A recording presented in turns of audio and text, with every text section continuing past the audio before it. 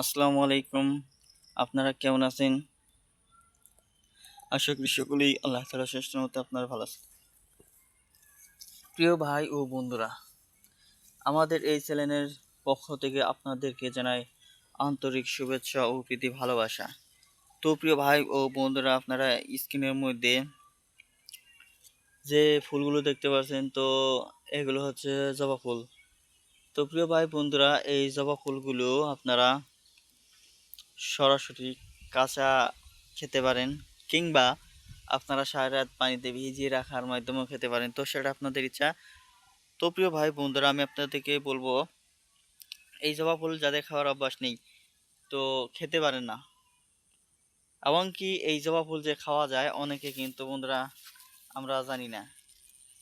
তো না জানার কারণে হয়তো আমরা এই জবা ফুল থেকে বিরত থাকছি। তো বন্ধুরা, আজকে আমাদের এই ভিডিওটি থেকে আপনারা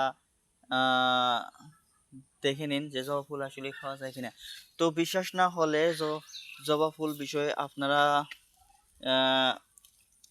গুগল কিংবা যে কোনো জায়গা থেকে সার্চ দিয়ে দেখতে পারেন যে জবা ফুলের উপকারিতা কি, তাহলেই বুঝতে পারবেন। তো প্রিয় ভাই বন্ধুরা, তারপরও আমি আপনাদেরকে বলবো যে জবা ফুল খাওয়ার আগে অবশ্যই আপনারা আপনাদের অভিজ্ঞ কোনো ডাক্তার কিংবা কবিরাজের পরামর্শ নিয়ে তারপর সেবন করবেন।